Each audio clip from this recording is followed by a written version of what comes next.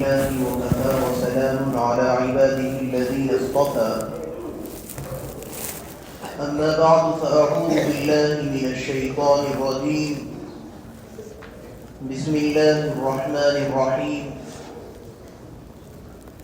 يا أيها الذين آمنوا قوا أنفسكم وأهليكم نارا صدق الله العظيم وعن ابن عباس رضي الله تعالى عنهما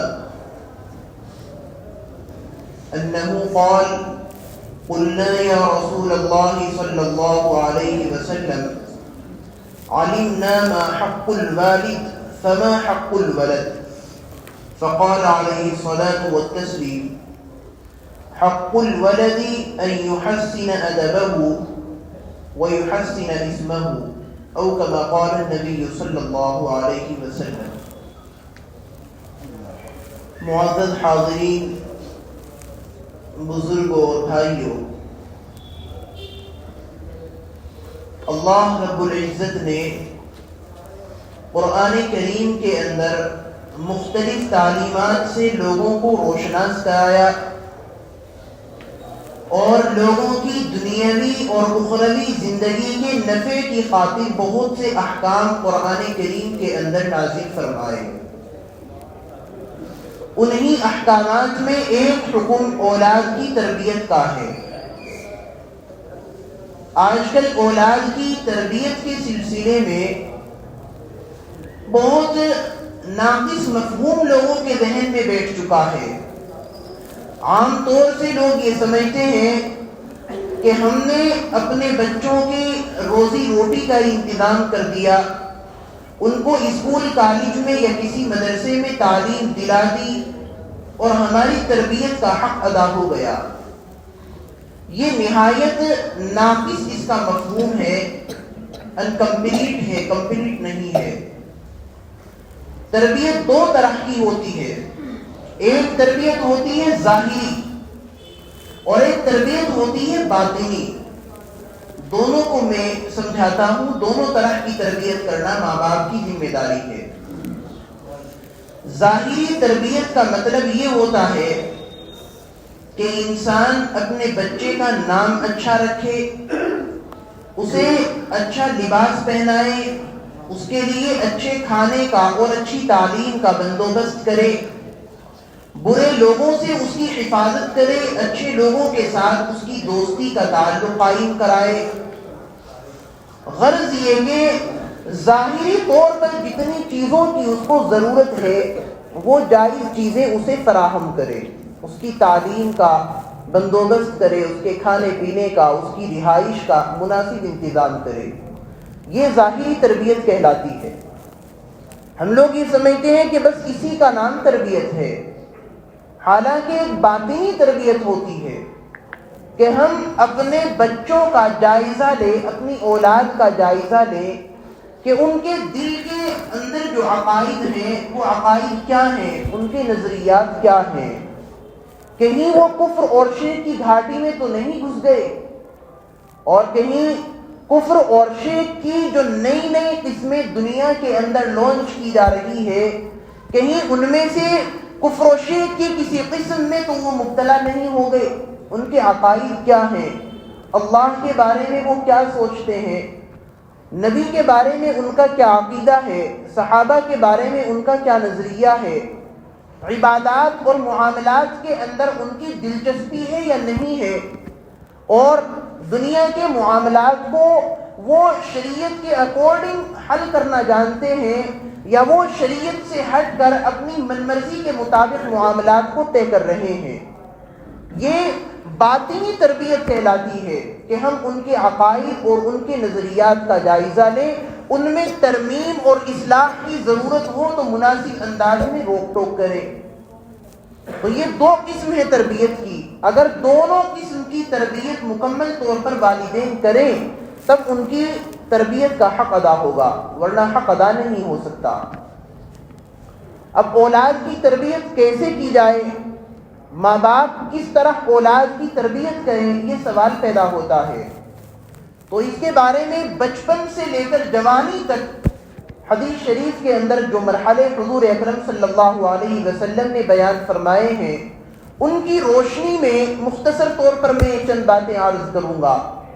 حضور اکرم صلی اللہ علیہ وسلم فرماتے ہیں کل مولود یولد علی الفطرہ وابواہ یحودانہ او ینصرانہ او یمجسانہ او کما قال النبی صلی اللہ علیہ وسلم، کہ ہر ایک بچہ بالکل دین فطرت کے مطابق پیدا ہوتا ہے، اس کے عقائد، اس کے نظریات کفر و شرک کے مطابق نہیں ہوتے، لیکن اس کے ماں باپ ہی ہوتے ہیں جو اسے یا تو کافر بنا دیتے ہیں، یا اسے یہودی بنا دیتے ہیں، یا نصرانی بنا دیتے ہیں، یا مجوسی بنا دیتے ہیں۔ آج کے زمانے میں یہ کہیے کہ ماں باپ کا بچوں کو نیک بنانے میں اور بچوں کو گنہگار بنانے میں ایک بڑا رول ہے، بڑا کردار ہے، اور اسی کردار کو نبھانے کے لیے اور اسی کردار کی ادائیگی میں جو کمی کوتاہی ہو رہی ہے، اسی کمی کوتاہی کو دور کرنے کے لیے اس وقت آپ کے سامنے یہ گفتگو کی جا رہی ہے۔ والدین کی ذمہ داری یہ ہے کہ جب بچہ پیدا ہو تو سب سے پہلے اس کو جو نام دیا جائے وہ نام صحیح معنی پر مشتمل ہونا چاہیے۔ آج کل ایک ٹرینڈ چل پڑا ہے کہ کہیں سے بھی کسی سیریل میں، کسی ٹی وی ڈرامے میں کوئی نام بچے یا بچی کا سنا اور گھر میں بچے کی ولادت ہوئی، وہی نام اپنے بچے کا رکھ دیا گیا۔ یہ پتہ ہی نہیں ہے کہ اس کا مطلب کیا ہے، اس کا مفہوم کیا ہے، اس کے معنی درست بھی ہے یا نہیں۔ آپ دیکھ لیجیے سماج کے اندر مسلمانوں کے گھروں میں اب بھی ہزاروں بچیاں ایسی ہیں جن کا نام منتشا رکھا گیا ہے، اور ان سے پوچھا جائے کہ یہ نام کیوں رکھا تو بڑے خوش ہو کر کے وہ جواب دیتے ہیں کہ یہ نام قرآن کریم کے اندر آیا ہے۔ حالانکہ قرآن کریم کے اندر یہ آیا ہے منتشا، لیکن نام کے طور پر تو نہیں آیا۔ منتشا تو ایک جملہ ہے، ایک سینٹنس ہے۔ منتشا کوئی ایک ورڈ، کوئی ایک کلمہ نہیں ہے، منتشا تو ایک پورا کا پورا سینٹنس ہے۔ منتشا اس کا مطلب ہے جو تو چاہے۔ اب بتائیے جو تو چاہے یہ بھی کوئی نام ہوا؟ ظاہر سی بات ہے کہ اس نام کا کوئی مفہوم نہیں ہے، کوئی مطلب نہیں ہے۔ اگر صرف قرآن کریم میں دیکھ کر کے آپ نام رکھنا شروع کریں گے کہ فلاں لفظ قرآن میں آیا ہے، فلاں لفظ قرآن میں نہیں آیا، تو اس طرح تو قرآن کریم کے اندر قارون اور فرعون کا بھی نام آیا ہے۔ قرآن کریم کے اندر تو فرعون اور قارون کا بھی نام آیا ہے، تو کیا نعوذ باللہ آپ اپنے بچوں کا نام فرعون رکھنا پسند کریں گے؟ قرآن کریم کے اندر اگر کوئی لفظ ہے تو اللہ کے بندو قرآن کریم کے اس لفظ کے بارے میں پہلے تحقیق کرو، اس کے معنی کیا ہے۔ اللہ رب العزت نے یہ ورڈ قرآن کریم کے اندر یوز کیا ہے تو کس معنی میں یوز کیا ہے، اس کا مطلب کیا ہے۔ اب تو ہر انسان کے ہاتھ میں موبائل ہے، اور موبائل کے اندر انٹرنیٹ پر ہر ایک زبان میں قرآن کریم کے ترجمے موجود ہیں، ڈکشنریاں پڑی ہوئی ہیں، اور اگر آپ چیک نہیں کر سکتے تو کم از کم آپ کسی عالم دین سے یا کسی عربی کے ماہر سے معلوم کر سکتے ہیں کہ اس لفظ کا مفہوم کیا ہے۔ میں اپنے بچے کا یہ نام رکھنا چاہتا ہوں، اس کا معنی صحیح بھی ہے یا نہیں ہے۔ تو سب سے پہلی ذمہ داری ماں باپ کی یہ ہے کہ بچے کے نام کا صحیح انتخاب کریں، غلط نام بچوں کا نہ رکھیں۔ اگر غلط نام رکھ دیا تو جیسے ہی اس نام کی غلط ہونے کا علم ہو فوراً اس نام کو چینج کر دیں۔ حضور اکرم صلی اللہ علیہ وسلم نے صحابہ کرام کے نام چینج کیے ہیں۔ کفر کے زمانے میں ان کے جو نام تھے حضور اکرم صلی اللہ علیہ وسلم نے ان ناموں کو بدلا ہے۔ حرب نام کے معنی ہوتے ہیں جنگ، لڑائی جھگڑا، حضور علیہ الصلوۃ والسلام نے نام بدلا ہے وہ۔ تو اس لیے اپنے بچوں کے نام صحیح رکھنا یہ سب سے پہلی ذمہ داری ہے ماں باپ کی۔ اب اس کے بعد دوسری ذمہ داری والدین کی یہ ہے کہ اپنے بچوں کو ادب سکھائیں، اپنے بچوں کو ادب سکھائیں۔ ادب کس چیز کا نام ہے؟ یہ بہت اہم موضوع ہے۔ ادب کس چیز کا نام ہے؟ ادب کا صرف یہ مطلب نہیں ہے کہ کسی بڑے کو دیکھا اور اسے تو جھک کر کے سلام کر لیا، لیکن کہیں کوئی چھوٹا نظر آیا یا اپنے سے کوئی کمزور نظر آیا، اس کے ساتھ بے احترامی کا سلوک کیا جا رہا ہے، اس کے ساتھ زبان درازی اور بدتمیزی اور بدتہذیبی کا مظاہرہ کیا جا رہا ہے، اس چیز کا نام ادب ہرگز نہیں ہے۔ ادب کا مفہوم اور ادب کا مطلب، ادب کی ڈیفینیشن بالکل سیدھی سی صاف سے لفظوں میں یہ ہے کہ جس چیز کا جو حق ہے، یعنی شخص کا جو حق ہے اس چیز اور اس شخص کا وہ حق ادا کر دیا جائے، یہ ادب کہلاتا ہے۔ مسجد کا ادب یہ ہے کہ آپ یہاں گناہ کی باتیں نہ کریں۔ اگر آپ یہاں آ کر کے گناہ کی باتیں کر رہے ہیں، یہ مسجد کی بے ادبی ہوگی، اور آپ مسجد میں آ کر نماز پڑھیں گے، کیا اسے کوئی بے ادبی کہے گا؟ نہیں، ظاہر سی بات ہے وہ بے ادبی نہیں کہلائے گی۔ اسی طرح چھوٹوں کے ساتھ کیسے پیش آنا ہے، بڑوں کے ساتھ کیسا برتاؤ کرنا ہے، اپنے ہم عمر بچوں کے ساتھ کھیل کود میں کس طریقے کی زندگی گزارنی ہے، کون سے کھیل کھیلنے ہیں اور کون سے کھیلوں سے بچنا ہے، اسکرین کا استعمال کرنا ہے یا نہیں کرنا، اور کرنا ہے تو کتنا کرنا ہے، یہ ساری کی ساری چیزیں ادب کے دائرے میں آئیں گی۔ اپنے بچوں کو ادب سکھانا کہ کھانے کا یہ ادب ہے، پینے کا یہ ادب ہے، گفتگو کے یہ آداب ہے، اٹھنے بیٹھنے کے اندر یہ سلیقہ ہونا چاہیے، جب آپس میں لوگوں کی ملاقات ہو تو بڑوں سے اس طرح ملنا چاہیے، چھوٹوں سے اس طرح ملنا چاہیے، دین کا معاملہ ہو تو اسے کس طرح حل کرنا چاہیے، دنیا کا معاملہ ہو تو اسے کس طرح حل کرنا چاہیے۔ اور یہ ساری چیزیں تب ہوں گی جب آپ اپنے بچوں کی لمحہ بلمحہ تدریجاً آپ اپنے بچوں کی نظر ثانی کرتے رہیں گے، اپنے بچوں پر آپ غور کرتے رہیں گے، اب میرا بچہ کون سے مرحلے میں داخل ہو رہا ہے، ابھی میرا بچہ پاؤں چلنے لگا ہے، اب میرے بچے کو کیا سکھانے کی ضرورت ہے۔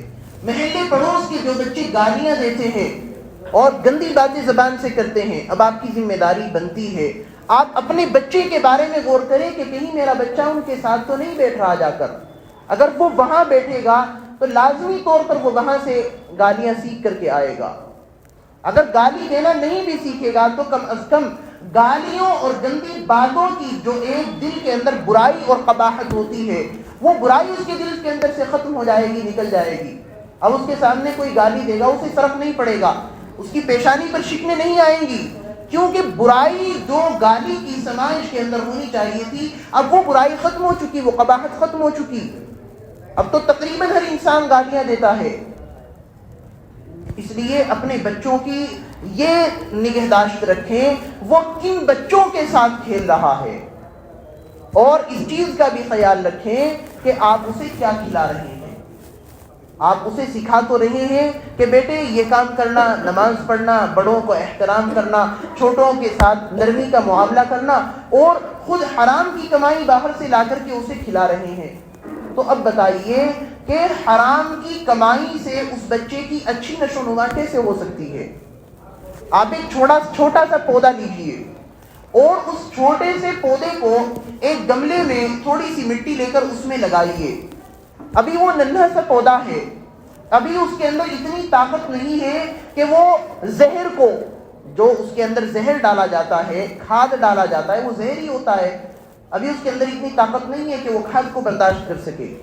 آپ اس کے اندر یوریا ملا دیجئے، وہ لہلہانے کے بجائے مرجھا جائے گا، اس کی ساری پتیاں بالکل گل سڑ جائیں گی، اور چند دنوں کے اندر اس کی زندگی خراب ہو جائے گی۔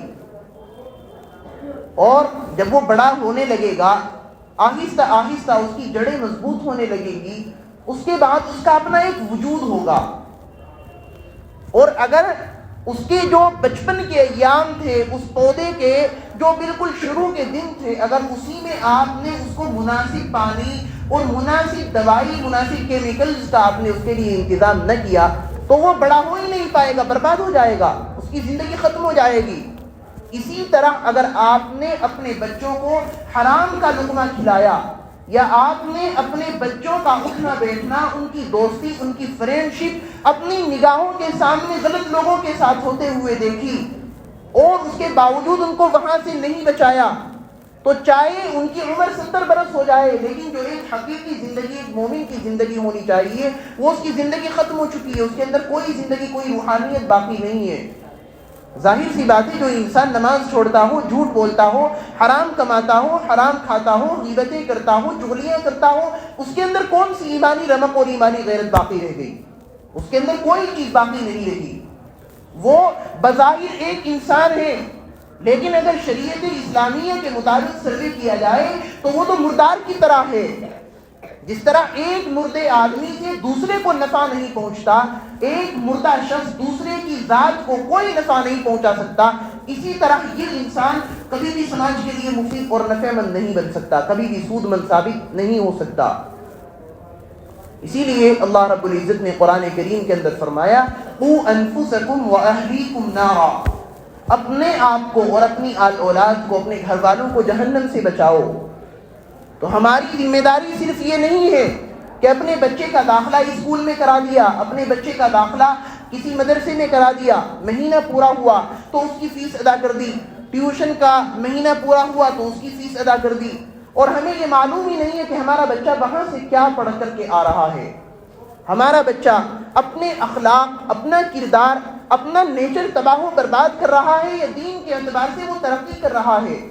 ہمارا ایک ننھا سا پودا جو اللہ رب العزت نے ہمارے گھر میں اگایا تھا، وہ ایک بہترین تناور درخت جو پھلدار درخت ہوتا ہے، دوسروں کے لیے بھی نفع مند ہوتا ہے، اس تناور درخت کی طرف جا رہا ہے یا وہ گلنے اور سڑنے اور تباہی کے دہانے پر پہنچنے کی طرف جا رہا ہے. اس بارے میں ہم نے غور و فکر کرنی ہے.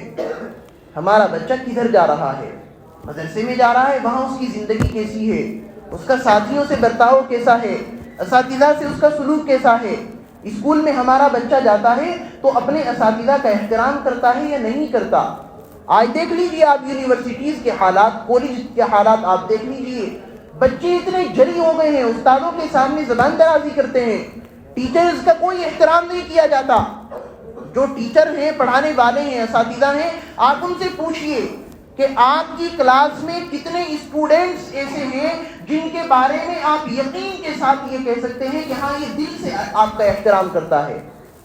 اگر خاموش ہے صرف ڈر کی وجہ سے کہ کہیں اسکول سے سسپینڈ نہ کر دیا جائے، ورنہ کوئی احترام نہیں کیا جاتا.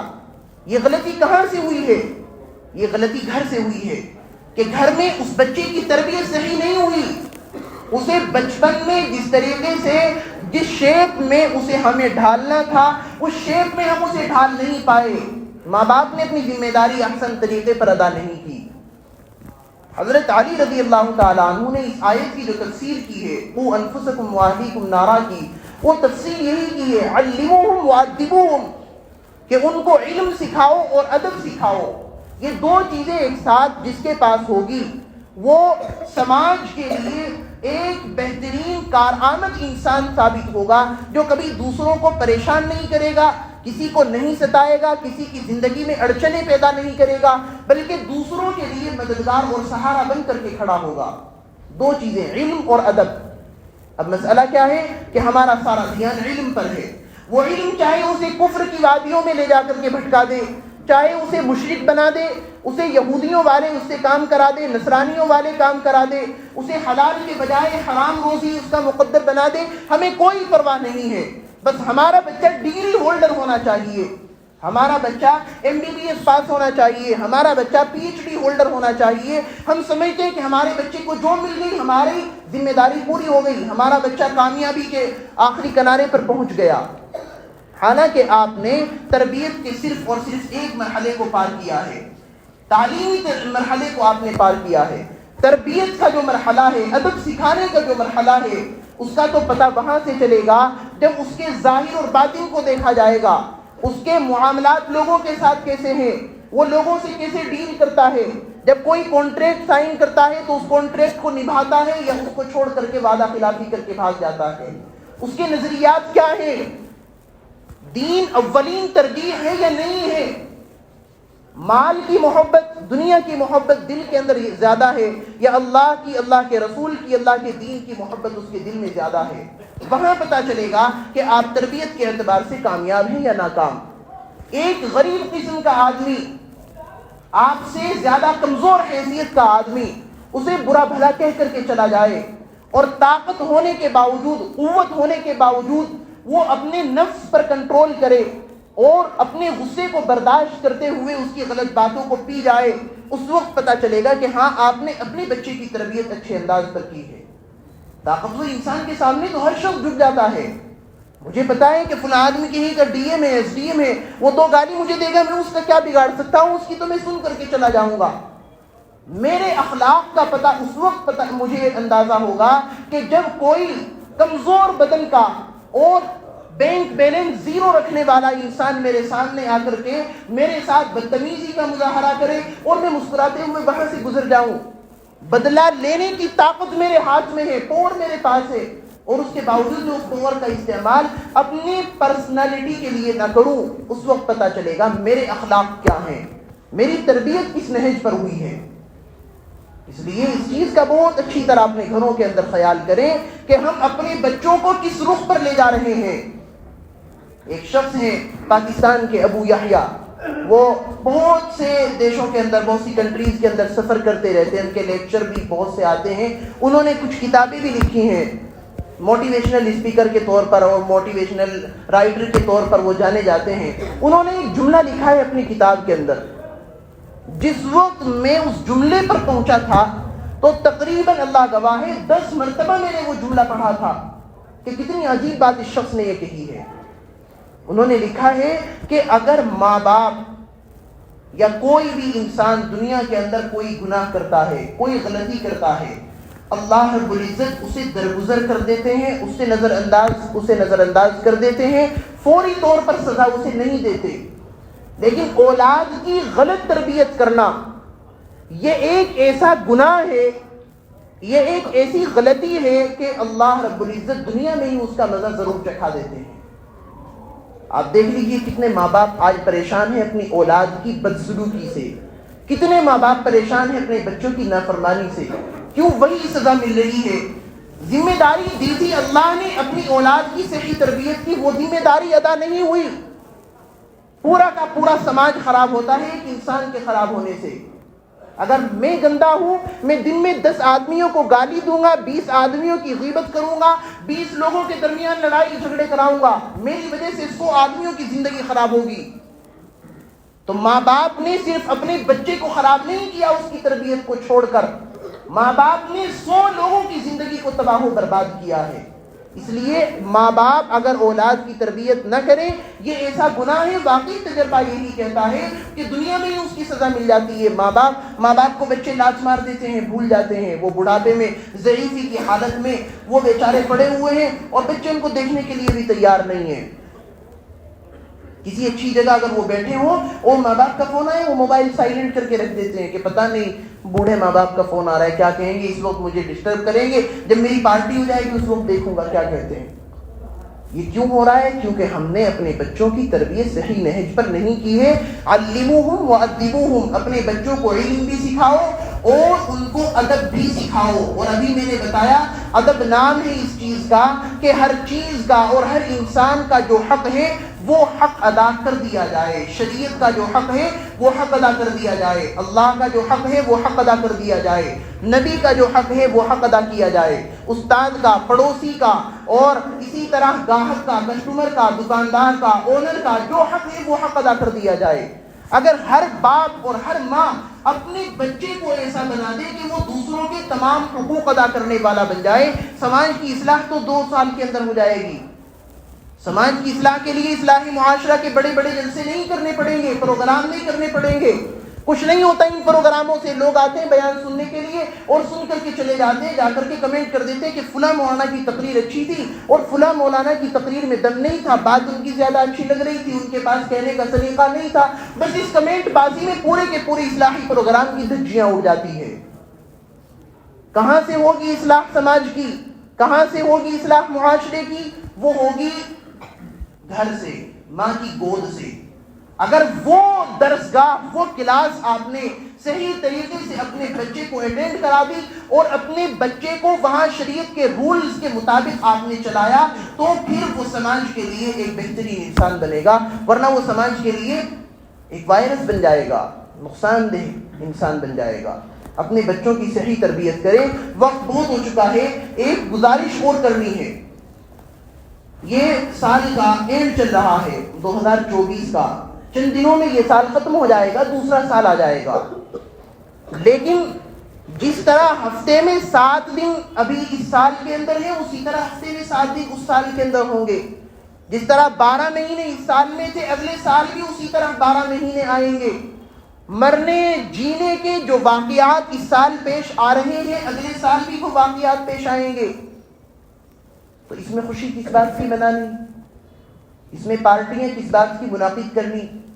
ذرا یہ بتاؤ، جو خرافات ہو رہی ہیں، نیو ایئر کے نام پر ہیپی نیو ایئر کی جو مبارکبادیں دی جا رہی ہیں اور پارٹیاں منعقد کی جا رہی ہیں، ناچ گانے کی محفلیں قائم کی جا رہی ہیں، ڈانس کی پارٹیاں ہو رہی ہیں، ڈی جے بجائے جا رہے ہیں، اور ہزاروں لاکھوں روپے جو قوم کا قیمتی سرمایہ ہے اس کو گناہوں کے کاموں میں، گندگی کے کاموں میں اڑایا جا رہا ہے، آخر اس کی اجازت اور اس کی ضرورت ہی کیا ہے؟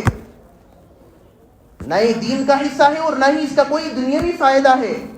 مال بھی ختم ہو رہا ہے، مال بھی ضائع ہو رہا ہے، وقت بھی خرچ ہو رہا ہے، انرجی بھی ویسٹ ہو رہی ہے، اور اس کے باوجود نام اعمال میں گنہگاروں کی لسٹ میں نام درج کیا جا رہا ہے۔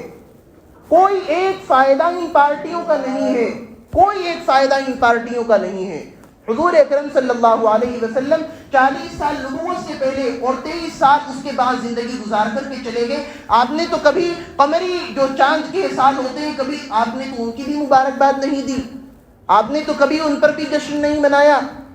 تو یہ جو عیسائیوں کا سال ہے، ہم لوگ بھی اس کے مطابق حساب کتاب کرتے ہیں، کوئی گناہ کی بات نہیں ہے ان تاریخوں کو لکھنا اور ان کے مطابق حساب کتاب کرنا، لیکن ان کے اوپر جشن منانا اور پارٹیاں کرنا، اپنے روپے پیسے کو اڑانا، ناچ گانے کی، سرور کی محفلیں قائم کرنا، یہ کہاں سے جائز ہو جائے گا؟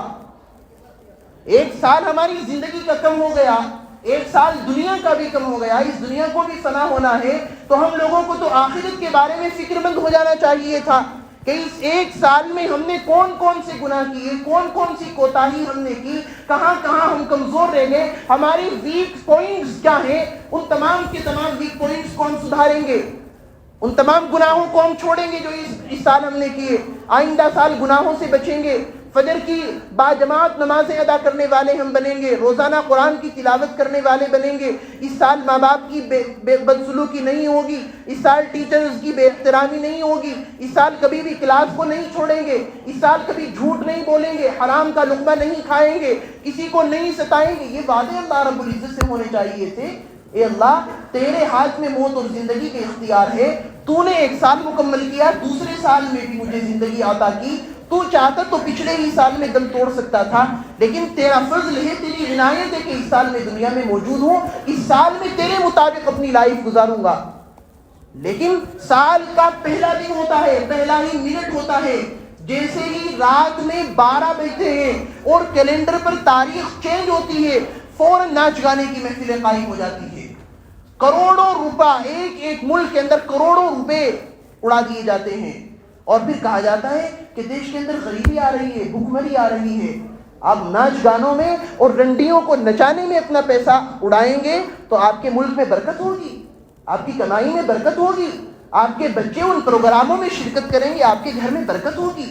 اگر آپ یہ سمجھتے ہیں اور پھر بھی اللہ سے دعا کرتے ہیں اللہ گھر میں برکت دے دے، آپ کی غلط فہمی ہے، اس طرح کبھی بھی برکت نہیں آئے گی، اس طرح کبھی بھی دیش کا نظام نہیں سدھرے گا، آپ کے بچوں کی اصلاح کبھی نہیں ہوگی۔ آپ کو ان پارٹیوں پر بالکل بین لگانا پڑے گا، اپنے بچوں کے لیے آپ کو ریڈ لائن کھینچنی پڑے گی، آپ کو پیار اور غصے کی لمٹس بنانی پڑے گی، جس طرح آپ ہر وقت غصہ نہیں کرتے اسی طرح ہر ایک چیز میں آپ پیار اور محبت نہیں دکھائیں گے۔